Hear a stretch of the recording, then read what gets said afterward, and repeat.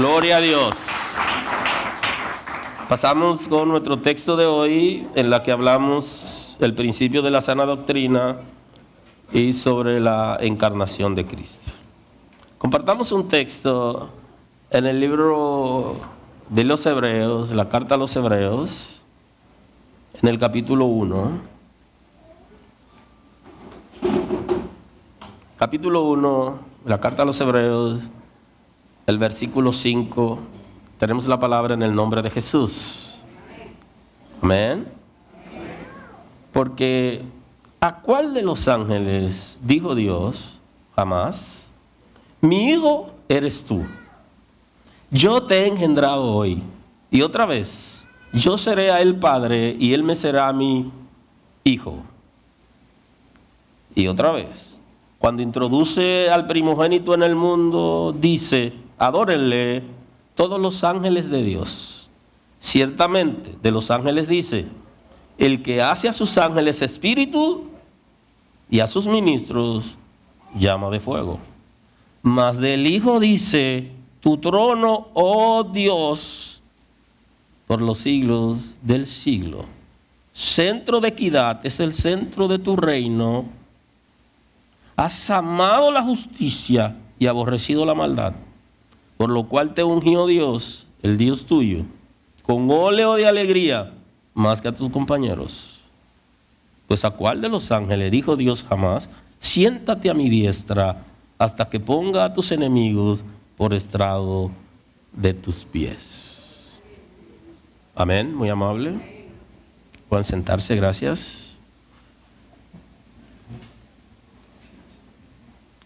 Dentro de la predicación de la sana doctrina que comenzamos a introducirla la semana pasada, hay un elemento clave en el concepto de sana doctrina y es Cristo. ¿Cómo yo veo a Cristo? ¿Qué dice la Escritura acerca de Él? ¿Y qué nos ha revelado el Padre acerca de Él? Eso es sumamente importante para hablar de sana doctrina y esto se llama ABC. El ABC de la sana doctrina tiene que ver con Cristo, su esencia y lo que produce su encarnación, su muerte y resurrección.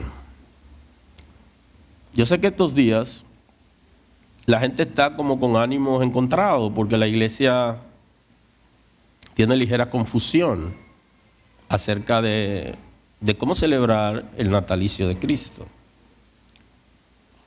Lo primero es que no hay pecado en la celebración del natalicio de Cristo o de la natividad. El pecado está en que la iglesia deje que el mundo le imponga cómo celebrarlo. Espero que cojan la idea. O sea, celebrar la natividad no tiene ningún pecado. El pecado está en que nosotros dejemos que el mundo nos imponga cómo celebrarlo. Debería ser al revés. Que la iglesia comience celebrándolo de manera apropiada para que el mundo aprenda cómo celebrarlo. Y ese es el concepto en la Escritura acerca de lo mundano, lo que es mundano, el concepto práctico de la mundanalidad y cómo entra el mundo a la iglesia. Ese es el secreto. O sea, la iglesia debe enseñarle al mundo cómo celebrar el natalicio de Cristo, porque nosotros deberíamos conocer acerca de Cristo. No entrar en discusiones estériles. Si se puede, si no se puede. Si nació en Navidad, sabemos que no nació en este tiempo. Que es una fecha comercial, también lo sabemos.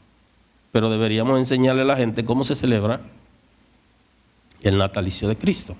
Perdón. De hecho, nosotros tenemos una deuda moral con el mundo. Y no solo en el natalicio de Cristo, sino también en el periodo que se conmemora el sacrificio de Cristo. Tenemos una deuda moral con el mundo en muchísimas áreas, pero nosotros seguimos lo que el mundo ha establecido y entonces el mundo está en confusión Y la misma palabra dice que ciego que guía ciego, ambos caen en el hoyo. Y no estamos menospreciando o subestimando a un no vidente de su capacidad de liderazgo. Estamos citando un concepto de la Escritura que se refiere a personas ciegos espirituales. Que si una gente no tiene conocimiento de la palabra de Dios y va a guiar a otro, no hay manera de que salgan a camino, porque no sabe a dónde llevarlo. Y entonces nosotros tenemos que aprender a ejercer un liderazgo espiritual en nuestra nación, en nuestras congregaciones y en la gente que están alrededor de nosotros, incluyendo nuestra familia. Porque si no ejercemos ese liderazgo espiritual, entonces la gente va a terminar en el despeñadero. Aleluya. Aleluya. En el ABC de la sana doctrina aparece Cristo eternamente engendrado del Padre y preelegido antes de la creación del hombre para que se encarne y lo redima. De eso se trata la sana doctrina. ¿Difícil de digerir? Claro que es difícil de digerir, porque la mente de nosotros es humana y la mente humana es finita y está basada en la formación por la cual adquirimos conciencia por medio de la educación y lo que está alrededor de nosotros. Y nosotros hemos sido educados para eso, para que respondamos siempre a intereses naturales. Y por eso la pregunta de nosotros, muchas de ellas ni siquiera son espirituales, sino naturales. Porque lo espiritual no lo podemos percibir. Pero la misma Escritura dice que el hombre espiritual está en capacidad de entender lo espiritual y lo natural. O sea que también el que es espiritual debe interpretar los conceptos naturales. Y no es el concepto de la vida en el espíritu, no significa que estamos en el aire. Sino estamos en la tierra y tenemos la capacidad de percibir qué cosa es natural, respondemos a responsabilidades e intereses naturales, pero nosotros tenemos una naturaleza espiritual. Y entonces, comprender dentro del concepto del ABC de la sana doctrina que Cristo ha sido eternamente engendrado, que desde la eternidad existe, que antes de hacerse hombre ya existió y que fue elegido por el Padre para que redima al hombre antes de crear al hombre. Porque existe en la palabra de Dios lo que se conoce como la presciencia de Dios. Dios conoce las cosas antes que ocurran. Aleluya. O sea, usted está en la agenda de Dios. Y quizás alguno de nosotros puede decir, yo, como un ser humano como yo, de la familia de donde yo vengo, Dios me va a tener pendiente. Sí, usted está en la agenda de Dios. Y Él lo llama a usted por su nombre. O sea que Dios nos da un trato personalizado. Ustedes saben que nosotros, a medida que vamos cumpliendo años, nosotros vamos, nuestra memoria se vuelve un poquito lenta y muchas veces tenemos más recuerdo del pasado que del reciente. Ya los números de teléfono no son fácil como de tomarlo. Ya una persona envejeciente, cuando usted se encuentra con él que está teniendo alguna crisis o que ha tenido algún accidente físico o cerebral, de pronto preguntarle su número de teléfono para llamar a alguien se hace difícil. Porque la medida que van pasando los años uno va borrando cosas y no le es tan fácil como coger ideas rápido. Pero el ser humano en el diseño de Dios está en capacidad de asimilar lo espiritual también, en todo momento y en toda circunstancia.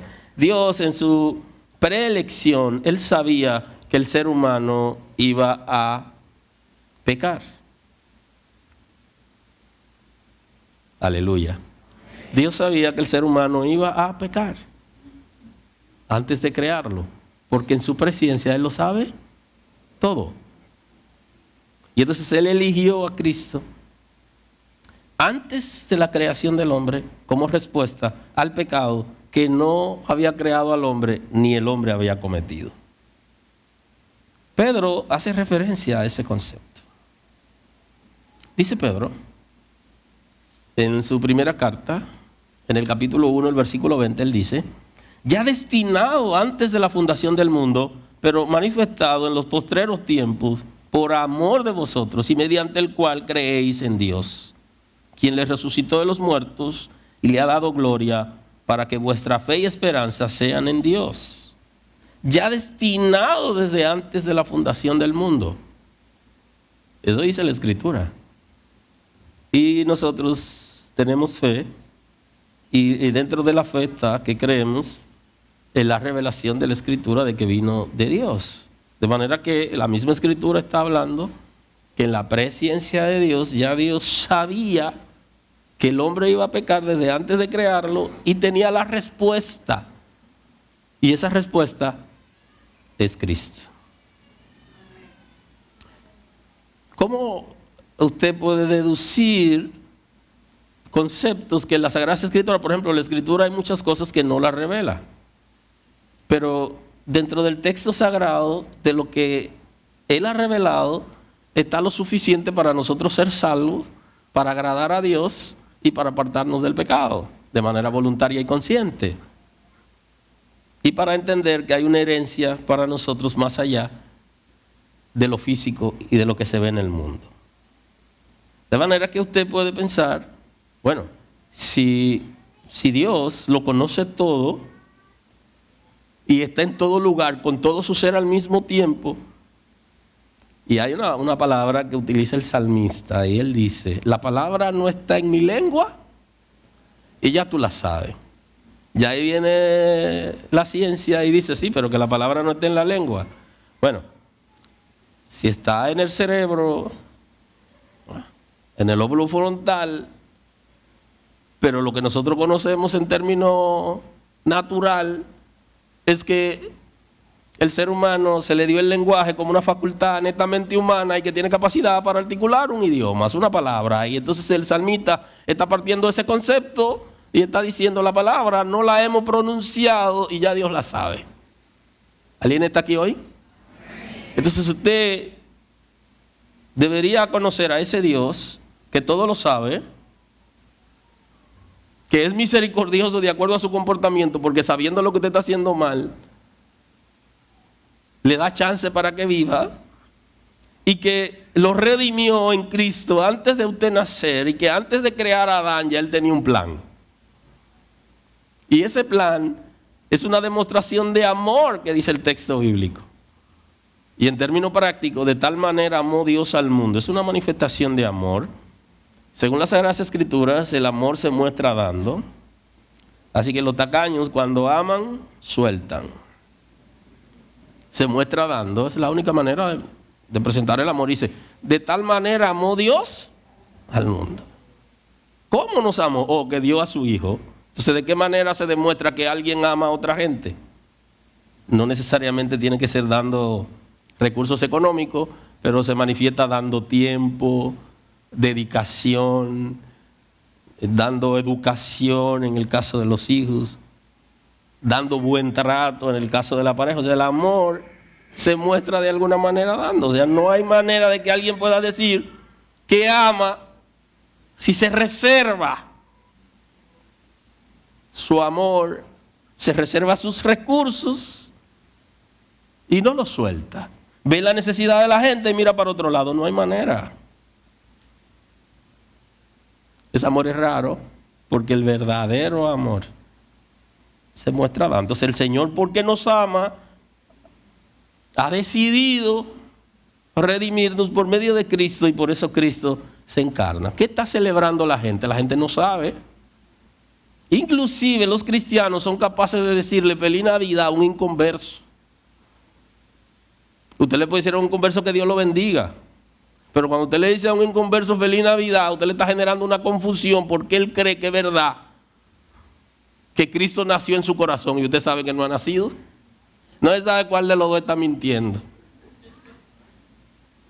Si el inconverso que cree que es verdad, y el cristiano que le está diciendo y primero no le explica. Esa es la situación, que nosotros debemos explicarle al mundo lo que significa y después decirle. Me gustaría que tú recibas feliz Navidad. Aleluya. ¿Qué le decimos a la gente? Bebe, gózate y olvídate de los problemas. Aprovecha las vacaciones y los recursos para gastarlo, para que en enero esté entristecido y pidiendo al más cercano tuyo, que es más inteligente que tú, porque guardó lo de él para en enero prestártelo a intereses y comprarte el sueldo 13 desde enero. Y es práctico. Usted se va a un cajero automático y se va a dar cuenta, alguien con un paquete de tarjeta, así. Y mucha de esa gente, mucha de esa tarjeta que él tiene, no la tiene ahí porque los padres tenían un hijo enfermo y fueron a buscar dinero. ¿Por qué? En un país como este, donde no hay una respuesta,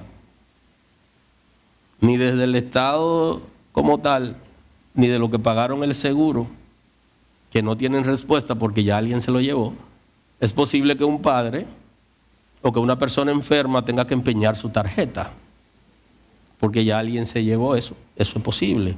Y es lícito, pero gente que no es para eso. Y justamente viene de ahí, de que se endeudaron en este tiempo porque entendieron que eso es celebrar la Navidad. Y no aparece una iglesia que le dice, deténganse, porque también nosotros hacemos lo mismo. En las iglesias hay mucha gente endeudada por Navidad, porque viven de apariencia, quieren llenar las expectativas de gente que no saben, ni le interesa su vida, pero ellos quieren impresionarlo con muchas cosas que no pueden hacerlo, y entonces se endeudan para llamar la atención. Y entonces eso no es Navidad, eso no es natalicio de Cristo. El propósito de Dios y en la revelación de la Escritura es que Cristo produzca en nosotros arrepentimiento para vida. Que su nacimiento, su encarnación es la palabra, y que su natalicio sea en celebración de cantidades de personas que van a la congregación a arrepentirse llorando porque sienten que son pecadores. Y que la iglesia entienda que puede celebrar a Cristo, pero al estilo de la revelación escrita. El arrepentimiento para vida, que es uno de los conceptos del ABC del Evangelio y que viene con la encarnación de Cristo y que debería estar en su celebración de natalicio de la Natividad. En el arrepentimiento para vida, el ser humano tiene que sentir que es pecador. Y tiene que sentir dolor porque ha dañado su familia, ha dañado a sus hijos, lo abandonó, porque le hizo daño a la esposa, porque no es responsable con los padres, porque ha tenido una vida licenciosa, porque tiene una vida desordenada. Y entonces va donde Dios diciéndole, yo he pecado, yo tengo una vida de frustración, tengo dolor porque yo no debí tratar a mi esposa así, no debí abandonar a mis hijos, no debí ser indiferente ante las necesidades de mis padres, he tenido una conducta desaprobada y he malgastado mi vida y mis recursos de manera inapropiada y estoy acabado. Entonces viene donde Dios sabiendo que en su misericordia le va a dar una respuesta. Y eso es lo que debería producir en la humanidad el natalicio de Cristo. La celebración de la Natividad debería producir arrepentimiento para vida. Porque el ser humano con Cristo debe tener conciencia de pecado. Cristo justamente va a producir en nosotros conciencia de pecado. Y el Espíritu Santo nos va a convencer de nuestra miseria espiritual, de cómo hemos vivido y cómo nos arrastramos espiritualmente, y cómo hemos hecho creer que estamos bien, pero por dentro estamos destruidos. Porque bien hace honor el salmista cuando él escribe el Salmo 42. Dice, mi alma tiene sed de Dios, del Dios vivo. No tiene sed de dioses ni de las religiones, sino del Dios creador del universo. Y se pregunta, ¿cuándo vendré y me presentaré delante de Dios? O sea, esa es la pregunta clave que debería generar la celebración de la Navidad y del natalicio de Cristo. ¿Cuándo vendré y me presentaré delante de Dios? ¿Cuándo yo iré delante de Dios y confesaré mi pecado libremente? Con la decisión de entregarme a Él y dejar de vivir como he vivido. Entonces Él lo dice que Él habla de su alma, de la crisis que Él estaba viviendo, de la tristeza. Inclusive describe una posible depresión en Él por causa del pecado, por causa de su condición, porque no siempre esa tristeza que puede llevar a la depresión es causa del pecado, sino puede ser por otras causas humanas, inclusive causas que son inherentes en el individuo y gente que ha heredado ese comportamiento de los abuelos y padres y eso pudiera ser, pero hay una condición que es causada por el pecado y que el arrepentimiento para vida va a darnos una oportunidad para que nosotros entremos en la gracia de Dios y vivamos diferente. Aleluya. Entonces, eso es Cristo. Eso es lo que quiere hacer en nosotros, crear conciencia de pecado. Y que nosotros nos hagamos responsables de nuestra propia maldad, de nuestras propias incoherencias, de nuestras falsedades, de nuestra mentira, de nuestro engaño. De que ni siquiera hemos sido capaces de sentarnos con la persona que convivimos a contarle dónde se origina nuestro comportamiento, que eso no es lo que queremos, que es una conducta aprendida. Que esa violencia que sale de momento, verbal, física, económica, a la gente que está cerca de nosotros y a la familia, es un asunto que lo aprendimos y que no hemos podido todavía palear, resolver esos conflictos, sino que nos imponemos con nuestro ego y no somos capaces de convencer al que está cerca de nosotros acerca de nuestra propia maldad. Entonces Cristo está para eso. Para que nosotros al pensar en Él, al hacer un ejercicio, al leer la Escritura, Él pueda convencernos por medio de su Espíritu de nuestro propio engaño y maldad, que no somos capaces de decirle a nadie, aunque ya mucha gente lo sabe, pero Dios sí la sabe también. Entonces el Espíritu de Dios, como respuesta, va a convencernos a nosotros, convencer el corazón. Y aquí quiero aprovechar para que no olviden esto, porque hay cosas que van a la memoria y hay cosas que nosotros las dejamos que pase y van a la memoria y necesitan fijarse en la memoria, pero para eso tenemos que ejercitarla. Ahí en la Sagrada Escritura, lo que se conoce como el protocolo para una persona que se está muriendo o que está vivo y hace un ejercicio de fe para entonces aceptar quién es Cristo y lo que Él ha hecho por nosotros.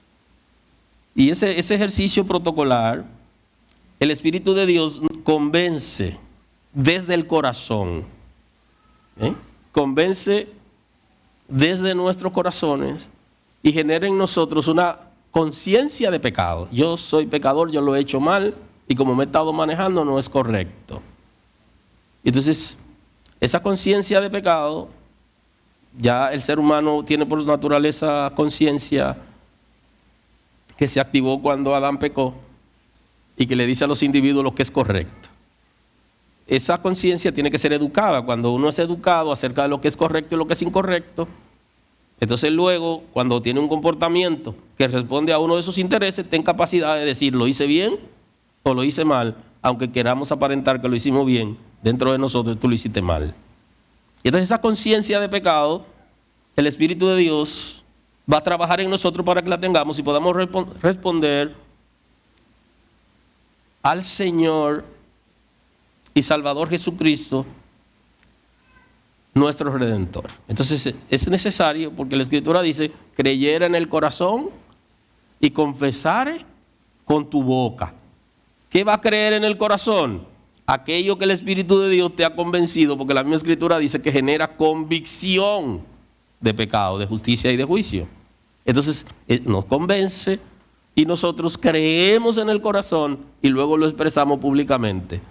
Y por eso decía que no lo debe olvidar, porque si tú crees en el corazón en algún momento, debe confesar con tus labios que Cristo se ha encarnado como respuesta de Dios al pecado del ser humano.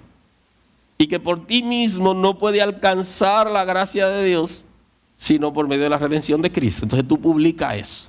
Yo creo eso. Creo que Cristo es mi Salvador. Y esa confesión es el protocolo para que alguien tenga una relación con Dios, aun cuando está al borde de la muerte. Y por eso no debemos olvidarlo, porque antes de salir de este mundo, todo ser humano debería confesar lo que cree en su corazón, que Cristo se encarnó como respuesta al pecado de la humanidad. El día que la iglesia le diga eso al mundo, el mundo va a entender qué está celebrando. Aleluya. Aleluya.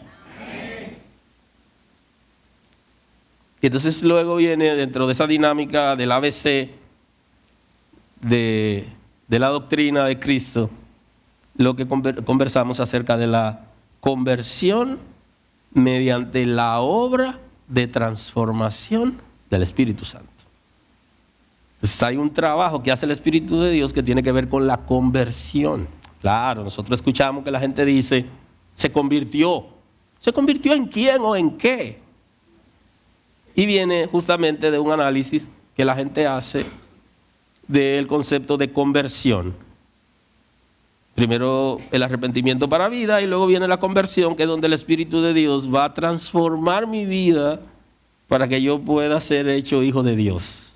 Y entonces cuando la gente dice se convirtió, dice, ajá, se convirtió al Evangelio, dice la gente. La gente no asimila, no comprende que Él es un hijo de Dios y que el Espíritu de Dios lo ha llevado por medio de la permanencia del Espíritu de Dios en nuestro espíritu, de que somos hijos de Dios, por medio de esa transformación. Entonces, ese es el ABC de la sana doctrina. En Cristo. Todo ser humano necesita a Cristo para salir de la condenación en la que nació por causa de la naturaleza de Adán. Y la iglesia muchas veces no cree en ese concepto doctrinal. Mucha gente en las congregaciones no comprenden que nosotros nacimos pecadores y que desde el engendro fue en pecado, no porque algunos sean producto de alguna violación o abuso, sino porque la misma naturaleza pecaminosa del hombre y de la mujer dan hijos pecadores. O sea que nosotros por naturaleza somos pecadores, y textualmente el salmista lo está diciendo. Habla de su engendro en una condición de pecado, porque él estaba claro de que todo ser que es engendrado por causa del pecado de los padres se lo transfiere a los hijos. Y digo que la iglesia muchas veces no cree en esto porque la iglesia no evangeliza a los niños, porque no cree que los niños necesitan a Cristo. Aleluya. Y hay alguien que plantea que no evangelizan a los niños porque a la hora de evangelizar tienen intereses. No me voy a meter en ese tema porque es un tema delicado, pero el que tiene oído para oír, que oiga. Y el Señor nos ha llamado y nos ha hecho inteligentes y capaces de razonar, y con una voluntad que nosotros deberíamos someterla de nosotros de manera voluntaria. Todo ser humano necesita a Cristo porque desde la concepción somos pecadores, entonces heredamos. Y ese es el concepto que se conoce como el pecado original. Si no nacemos pecadores y si nos hemos engendrado en una condición de pecado, entonces el pecado original no existe en el ser humano. Y entonces Cristo se encarnó para redimirnos del pecado original y del pecado actual. El pecado actual es el que cometemos a partir que tenemos uso de razón. cuando ya nosotros tenemos capacidad. De hecho, los expertos plantean de la formación de la moral en el niño, que algunos plantean que ya a los 7 años la moral se ha forjado, o sea que el niño tiene que ser educado acerca de principios morales y que a los 7 años tenga capacidad de dar respuesta a comportamiento correcto. Aleluya. Significa entonces que vinimos, la misma ciencia está diciendo que vinimos de compuesto y que alguien tiene que formarnos y que alguien tiene que educarnos. Entonces la conciencia necesita ser educada y tiene que ser educada en principios y en valores. Y ya el muchacho tiene capacidad a esa edad. Entonces el pecado original vino con nosotros. Y el sacrificio de Cristo incluye el pecado original y el pecado actual. Y todos nosotros, cuando ya tenemos capacidad, que ya conocemos lo que es bueno y lo que es malo, entonces ya la conciencia nos dice que está bien, que no está bien, pero ya nosotros comenzamos a pecar de manera consciente. Y ese pecado consciente que cada uno de nosotros y todos los seres humanos hemos cometido antes, durante y después, porque aún estando en la gracia de Dios, usted sabe que hay palabras, que hay pensamientos y que hay conducta que el cielo no aprueba. Y entonces nosotros que conocemos al Señor sabemos que vamos donde Él con una actitud apropiada. Y entonces ese pecado actual nos persigue por medio de nuestra propia naturaleza, la naturaleza concupiscente. Entonces Cristo viene para eso. No viene para otra cosa. Y hay un texto ahí que vamos a analizar más adelante, que es muy interesante, que alguna gente también lo han malinterpretado. Dice, no, que Cristo se hizo pobre para enriquecernos a nosotros.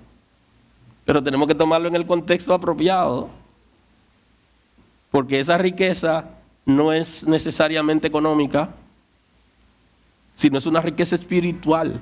Y por eso la Escritura habla de la miseria espiritual que nosotros vivimos. Y entonces Él se hizo humano porque renunció a su inmunidad en el cielo, a su poder y a su autoridad. Y se hizo como uno de nosotros, indefenso inclusive, a tal punto que los padres tuvieron que irse corriendo para otra nación para protegerlo. ¿Estaba indefenso? Y entonces recibe la noticia, no, pero mira, ya lo que lo estaban buscando, ya no hay persecución. Y ese es un exilio voluntario que Cristo vivió cuando nace. Los padres voluntariamente se van porque el Señor les revela lo que hay y luego le dice, pueden regresar, porque ya el sistema, ya pasaron los 12 años, ya pasaron los 30 años, ya pasaron los 12 años, ahora pueden regresar. Y hablo de la política dominicana, que mucha gente fue exiliado en los 30 y en los 12. Y eso también es conciencia de ser dominicano. De manera que el texto sagrado nos habla bien claro cuando el evangelista Juan, que nos trae a Jesús como Hijo de Dios en el capítulo 1, el versículo 1, él habla de una expresión que es muy popular en el mundo, porque usted lo ha escuchado y hay hasta canciones sobre eso. Él es verbo, no sustantivo. O sea que ya eso es una expresión que la gente conoce muy bien, el verbo de Dios. Y él dice, en el principio era el verbo y el verbo era con Dios y el verbo era Dios. Y todas las cosas por él fueron hechas. Y sin él nada de lo que ha sido hecho fue hecho. En él estaba la vida y la vida era la luz de los hombres. Y la luz en las tinieblas resplandece y las tinieblas no prevalecieron contra ella. Así inicia Juan, igual como comienza el Génesis. El Génesis dice, en el principio creó Dios los cielos y la tierra. Dice, la tierra estaba desordenada y vacía. Y luego entonces Juan inicia de esa misma manera. Y él dice, en el principio era el verbo y el verbo era con Dios y el verbo era Dios. El día que nosotros, los hijos de Dios, entendamos cuál es nuestro posicionamiento en el reino de Dios como hijos, viviremos diferente. Y cuando entendamos que el Hijo de Dios se hizo hombre, la palabra viviente, para salvar a la humanidad, todo cambiará en nuestra cosmovisión. Porque no necesariamente estamos en una congregación y entendemos que la encarnación de Cristo fue para salvar. ¿Y por qué no necesariamente lo entendemos? Porque no somos capaces de vivirlo, de practicarlo y que la gente que está cerca de nosotros nos vea como representante de Cristo, quien se ha hecho como uno de nosotros. Y así Juan está presentándonos la natividad, no de la misma manera que los otros evangelistas, sino de una manera particular. En el principio era el Verbo, y el Verbo era con Dios, y el Verbo era Dios, y todas las cosas por Él fueron hechas. Nos está diciendo que Cristo es Dios. Y para hablar de la encarnación de Cristo tenemos que estar claro que no estamos hablando de reencarnación, que es un concepto de filosofía oriental que se refiere a que las almas van pasando de cuerpo a cuerpo y que las almas son las mismas y que cuando la gente muere, esa alma va a incorporarse en otro ser humano. Y que pudiera también, si se ha portado mal según esa filosofía religiosa, encarnarse inclusive en un animal. No estamos hablando de eso, de ese concepto de la reencarnación. Ellos hablan del nirvana, que ellos hablan de la perfección donde ya no se reencarna, pero no estamos hablando de eso, estamos hablando de la encarnación, estamos hablando de que un espíritu se hace carne, de que Dios, que es espíritu, se hizo carne, se hizo como uno de nosotros. Y ese espíritu que se hace carne, Juan lo presenta como la palabra de Dios, lo que acciona, lo que se mueve, que cuando Dios dice sea la luz, entonces Él crea la luz, porque es la palabra de Dios. Es como si el Padre estuviera aquí y todo lo que dice el Hijo, y humanamente utilizamos la palabra que aparece en la Escritura, está a la derecha del Padre, que es un concepto para que los seres humanos puedan entender, y entonces para que lo puedan entender humanamente, el Padre da la palabra y el Hijo acciona aquello que el Padre ha dicho. Y entonces quien se ve en movimiento es el Hijo, y también el Espíritu de Dios se ve en movimiento. El Padre da la palabra y acciona. Entonces el Verbo es la palabra de Dios. Tiene movimiento. Entonces, eso es Cristo. Y eso que se está celebrando, la encarnación de la palabra que se hace hombre, se hace humano, se hace materia. Ya no solamente acciona en el mundo físico y espiritual, sino que ahora se hace visible con un cuerpo como el tuyo y el mío. Aleluya. Ya. Era Dios, y el concepto es que Dios es presente, y Él le dice a Moisés, yo soy siempre presente, entonces Dios es Dios. ¿Okay? Y dice aquí, era Dios, que es una manera de decir, es Dios desde la eternidad, de manera que en ese momento de la creación Él participó siendo Dios. Y por eso dice, el Verbo era con Dios y el Verbo era Dios. Estaba, cuando aparece, hagamos al hombre, Él estaba ahí en ese plural, que en la esencia de Dios, Dios es plural y singular al mismo tiempo. Singular porque es uno en sustancia y voluntad, y plural porque son tres personas que tienen nombre y que accionan. Todas las cosas por Él fueron hechas. Estamos hablando de Cristo como creador. Es la esencia de la doctrina verdadera, que Cristo es Dios y creó junto al Padre y al Espíritu. Y todo lo que ha sido hecho por Él fue hecho. Y si Él no hubiera participado, no se hace. exaltamos a Dios, a su misericordia. Y si en Él estaba la vida, y la vida era la luz de los hombres. Porque Cristo es portador de la vida. No solo lo dice Juan aquí, sino que también el mismo Cristo lo narra y los evangelistas recogen en su cátedra cuando Él dice que Él es la vida. Aleluya.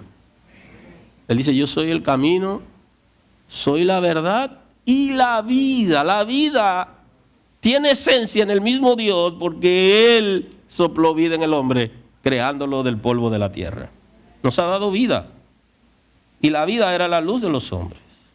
Y la luz en las tinieblas resplandece y las tinieblas no prevalecieron contra ella. Y bueno, aquí se mete en una profundidad extraordinaria que debería llevarnos a nosotros a reflexionar en el día de hoy, en términos individual de cada uno de nosotros y colectivo como iglesia. Que la luz resplandece en las tinieblas. Y si el mundo está en tinieblas por su condición de pecado, la iglesia que debería representar a Cristo debería ser luz para alumbrar a los que están en oscuridad. Y no es una cosa fuera de lo común, porque lo que está diciendo es que la luz, cuando llega, aleja las tinieblas. Y alguien dijo, un pensador dijo, que la luz nunca es tan opaca cuando coquetea con las tinieblas. La luz nunca será opaca si no coquetea con la oscuridad, porque ella está llamada a desalojar la oscuridad con su sola presencia. Pero cuando la luz no tiene identidad, es medio opaca. Y entonces en un sitio que debió alumbrar totalmente, está medio oscuro. De eso habla Juan. No hay manera de que el pecado, de que las tinieblas puedan reinar por encima de la luz, por encima del verbo, de la autoridad de Dios. Y ese es el escritor de los Hebreos nos hace un llamado a reflexión. Y él hace una pregunta en el texto del principio de Hebreos 1:5. Y él hace una pregunta interesante. ¿A cuál de los ángeles dijo Dios jamás? O sea, ¿a cuál de los ángeles dijo Dios, mi hijo eres tú y yo te he engendrado hoy? Aunque en el antiguo pacto aparece en singular el concepto del ángel de Jehová, porque no había sido revelado todavía Cristo como tal, sino que ellos conocían el concepto de los ángeles, que eran ministros de Dios, creados por Dios para hacer un ejercicio entre Dios y el hombre, y dar respuesta al ser humano y gobernar el universo que nosotros vemos. Pero con todo eso, aparece en singular para que no vayan a asociarlo como un ángel cualquiera, sino el ángel de Jehová. Todos los ángeles son de Jehová. ¿Por qué se aparece en singular en el Antiguo Testamento? Sencillo, para que puedan entender que ese ángel es diferente a los ángeles. Y entonces le dice, la pregunta aquí es, y si alguien la sabe, la puede responder: ¿a cuál de los ángeles dijo Dios jamás, mi hijo eres tú y yo te he engendrado hoy? Y otra vez, yo seré a él padre y él me será mi hijo. El escritor de los Hebreos está dándole una cátedra al pueblo de Israel acerca de su fe, de lo que ellos habían conocido, habían creído y vivían, para poderlo introducirle a ellos, que quien vino, quien se encarnó, es superior a todos los profetas, a todos los maestros y a los sacerdotes. Él es superior, y entonces está tratando de llevarlo a esa comprensión. Y entonces le hace la pregunta: ¿a cuál de los ángeles Dios le dio la autoridad de hijo? ¿A cuál? Para que puedan ir siguiendo la línea y puedan comprender quién es Cristo realmente. Y otra vez, yo seré a él padre y él me será a mi hijo. le hace otra pregunta. ¿Y a cuál le dijo que yo seré tu padre y tú serás mi hijo? Y ya conocemos que la palabra nos ha revelado, Hijo de Dios, eternamente engendrado por el Padre, engendrado desde la eternidad. Algunos hablan de la eternidad pasada. La Escritura habla desde la eternidad hasta la eternidad. O sea, es como cuando usted lo observa en el plano cartesiano.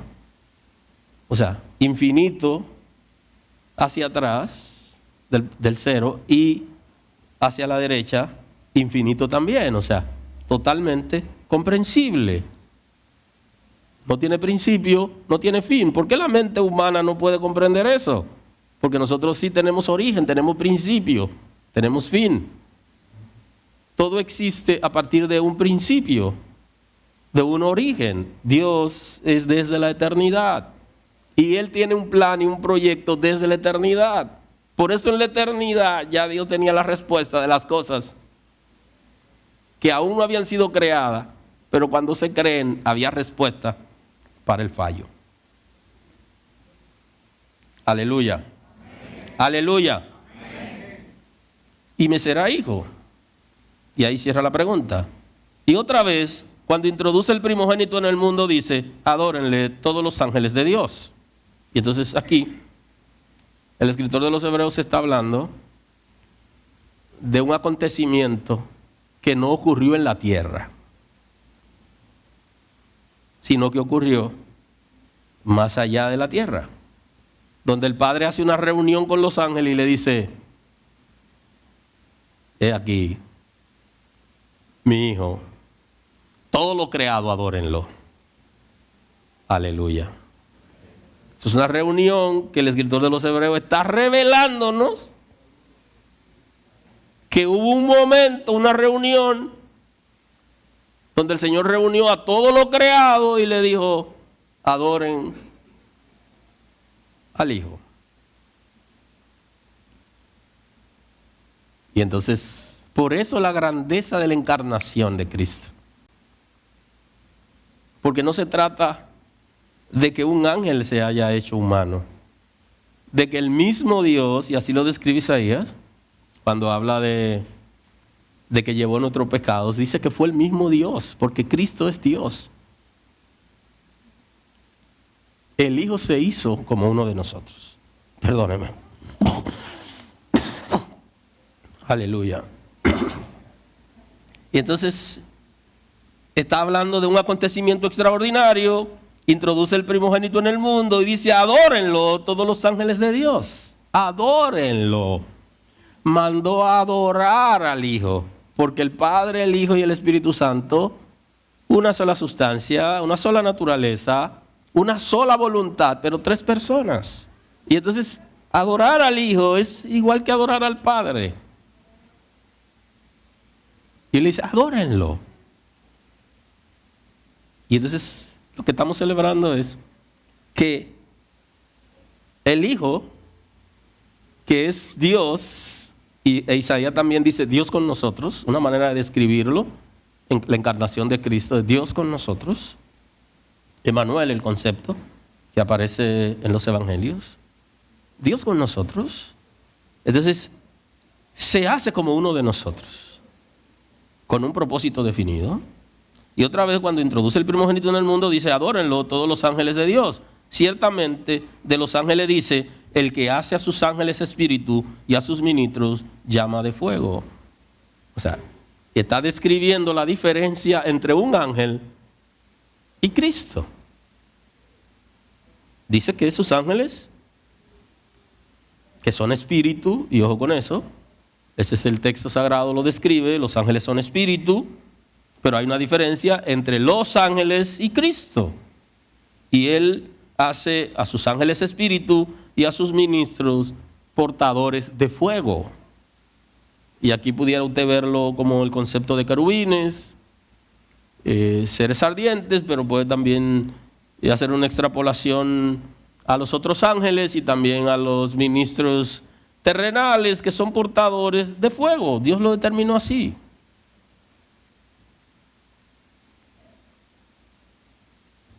Mas del Hijo dice, y aquí quiere establecer diferencia, tu trono, oh Dios, por el siglo del siglo. Y entonces, y cuando se refiere al Hijo, no a un ángel común, lo llama Dios y lo llama de que tiene trono, que tiene autoridad. Y creo que esas mismas palabras usted las va a encontrar cuando el Luzbel se convierte en Satanás. Usted lo va a encontrar ahí, que él dice, yo subiré a las alturas y estableceré mi trono.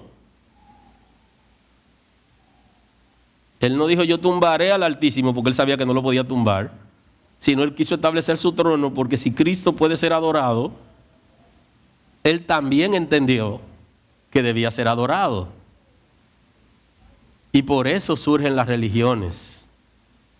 Porque Satanás quiere ser adorado a través de las religiones y negar a Cristo. Y esa es la diferencia entre Cristo y las religiones. Aleluya. Aleluya. Porque Él tiene intención de ser adorado. Porque a Cristo se le dio, cuando el Padre lo introduce en la creación, le dice, adórenlo todo. Ahí entró, ahí se generó una enemistad con Cristo. Y esa enemistad la tenemos hasta hoy. Y por eso hay tantas contradicciones, inclusive entre mucha gente que se llama ser creyente, tienen tantas contradicciones con Cristo, de ahí viene. El asunto es objeto y sujeto de adoración. ¿A quién adoras tú? ¿A quién sirves tú? Aleluya. Hay una orden que alguien creyó que podía ser como Cristo. Y el escritor aquí está describiendo la diferencia entre Cristo y los ángeles como creación de Dios. Mas del Hijo dice, tu trono, oh Dios, por el siglo del siglo. O sea, tu trono desde la eternidad y por la eternidad. Centro de equidad es el centro de tu reino. Un reino donde hay justicia, hay equidad. Así es Dios. Así es Cristo, el Dios tuyo, con óleo, no, dice, has amado la justicia y aborrecido la maldad, por lo cual te ungió Dios, el Dios tuyo, con óleo de alegría, más que a tus compañeros. Entonces has sido ungido con óleo de gozo, de alegría, porque Él ama la justicia. Y aborrece la maldad. Y entonces usted se da cuenta que usted es un hijo de Dios cuando usted comienza a aborrecer la maldad. Cuando usted comienza a aborrecer el pecado, entonces usted comienza a parecerse a Cristo. Y cuando usted comienza a amar lo correcto, la justicia, la que no acepta cohecho, la que no se corrompe. Porque la maldad no puede corroer a Cristo. Porque Él es justo y no tolera la maldad. Aleluya. Has amado la justicia y aborrecido la maldad, por lo cual te ungió Dios, el Dios tuyo, con óleo de alegría más que a tus compañeros. Pues ¿a cuál de los ángeles dijo Dios jamás, siéntate a mi diestra hasta que ponga a tus enemigos por estrado de tus pies? Le dice. Y entonces aquí viene el concepto. ¿Quién es enemigo de quién? ¿De dónde surgieron esos enemigos de Cristo? Surgieron entre los ángeles cuando arriba Él dice que le dio la orden para que lo adoren. Entonces surgieron sus enemigos que creyeron que podían ser como Cristo y buscaron adoración. Y entonces el Padre le está diciendo que se siente a su diestra para que vea cómo pone a sus enemigos por debajo de sus pies. Cómo le entrega el control de sus enemigos. Y entonces Cristo se ha encarnado con el propósito de vencer a los enemigos del reino, que es Satanás, los demonios, el infierno y la religión. Y ha establecido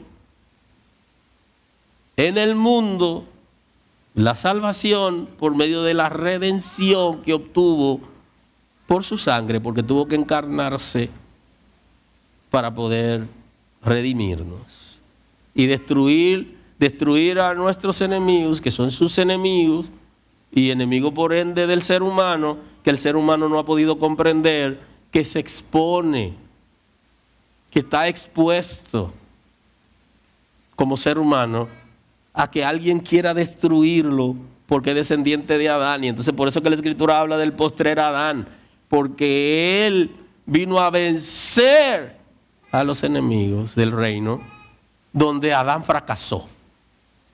Donde Adán fracasó, Cristo tuvo la victoria. O sea, ¿cuál de los ángeles le dijo eso? Y aquí está el escritor tratando de llevarnos a nosotros a comprender la supremacía de Cristo, la autoridad de Cristo, el poder de Cristo, su naturaleza.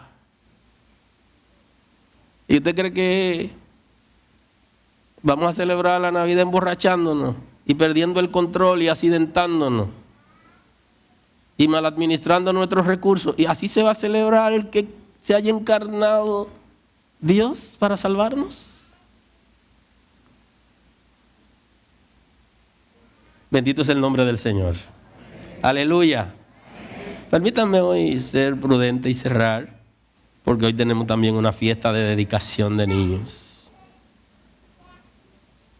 Pero hay una serie de falsas creencias sobre Cristo por personas que aún se dicen que son servidores de Él.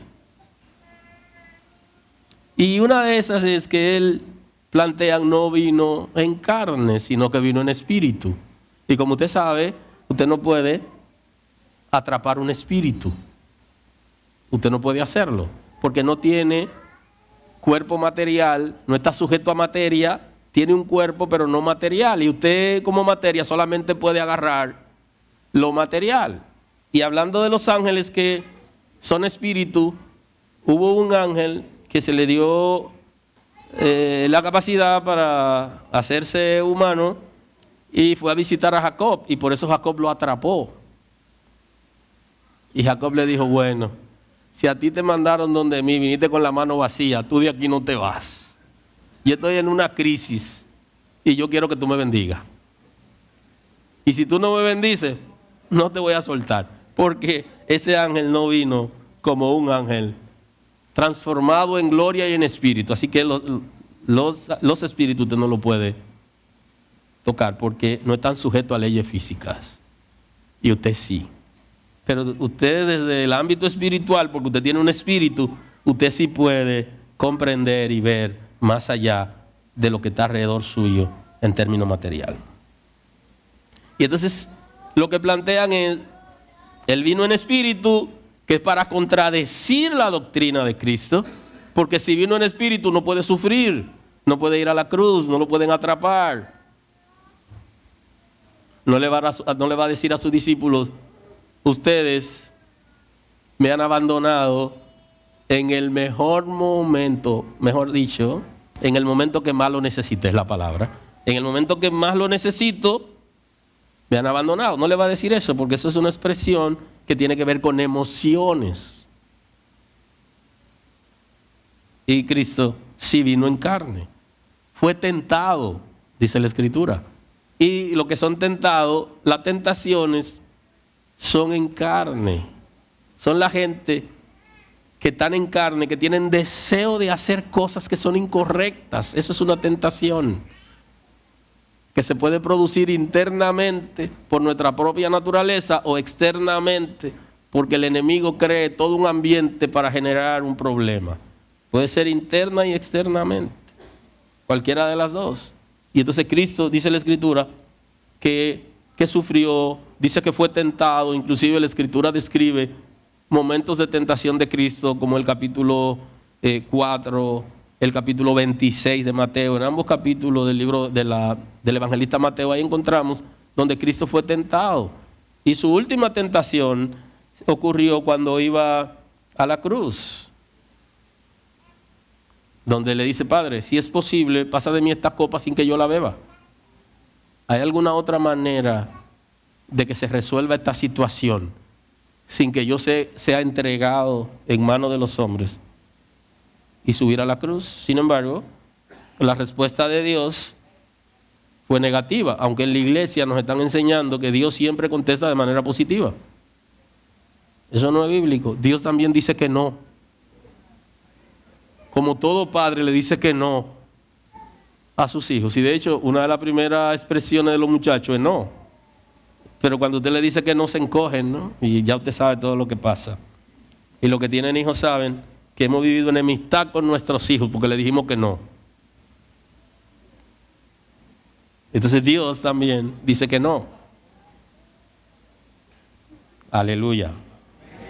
De manera que a Cristo le dijo que no se podía pasar y que no había otra alternativa, y eso fue una tentación. Bendito es el nombre del Señor. Tenía doble naturaleza, lo que se conoce como la unión hipostática, naturaleza divina, porque era Dios y no podía desprenderse de Dios, pero renunció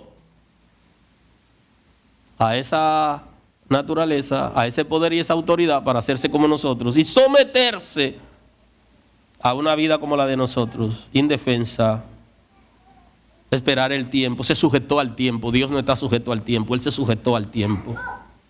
De acuerdo a las leyes de la tierra, se sujetó a las leyes, a la normativa jurídica del Estado de Derecho de Israel. Se sometió. Una de las limitaciones que le generan a Cristo, dice, no, Cristo es un profeta. Parecería como si fuera algo bueno que le están diciendo, porque la Escritura dice que Él es rey, que Él es sacerdote del orden de Melquisedec, o sumo sacerdote, y que Él es profeta. Pero cuando usted dice que Él es profeta, entonces lo que está diciendo es un hijo de María y José. Y entonces ahí niega un punto importante, que es el nacimiento virginal de Cristo. Pero también niega la deidad de Cristo, porque un profeta es alguien que recibe como don o como ministerio por parte del Espíritu de Dios una actividad de profecía. Pero aquí nos estamos diciendo, no solo es un profeta, sino que es Dios con nosotros y que no fue engendrado por José. Y el texto lo establece, que José estaba medio mareado por todo lo que estaba pasando, y un ángel le habla en sueño y le dice, acéptala, que ya sabemos que no es tuyo el muchacho, pero acéptala. Lo sabes tú y lo sabemos nosotros, que no es tuyo, pero acéptala. No es tuyo. Eso es lo que dice el texto, que no es de José. Porque lo que en él había engendrado, ¿de quién era? Del Espíritu Santo. Eso no podemos perdernos en eso. No es solo un profeta, es Dios con nosotros. Su sacrificio fue perfecto, pero algunos dicen que no, que entró al santuario para terminar el sacrificio. No es verdad. Eso lo veremos más adelante. Es solo cerrando hoy para generar comidilla para nuestro próximo encuentro, que no sea el próximo domingo, porque es posible que el próximo domingo estemos hablando de la dinámica del año que viene. Y su sacrificio fue universal, no fue particular, fue para todo ser humano y por todo pecado. Todos los pecados son redimidos en Cristo, son perdonados en Cristo, y todo ser humano que lo confiesa también puede ser perdonado en Cristo. Así que nos vemos pronto. La gracia del Señor esté con todos. Señor, gracias por tu cuidado, por tu misericordia. Gracias, Señor, por haberte encarnado. Yo sé que tú estás perdonando tu iglesia, porque no puedes valorar en la justa dimensión tu encarnación, y que de alguna manera sigue los patrones del mundo para la celebración, el natalicio de tu encarnación. Pero yo sé que tú eres poderoso para perdonar, sanar, liberar, y que tus hijos en el mundo puedan tener conciencia de tu encarnación, de la necesidad que tiene el mundo de ti, porque tú eres el único que puede transformar. liberar, porque tú nos has comprado a precio de sangre. Gracias por redimirnos. Gracias por perdonarnos. Gracias por tu cuidado. Honor y gloria a tu nombre en el nombre de Jesús. Gloria a Dios.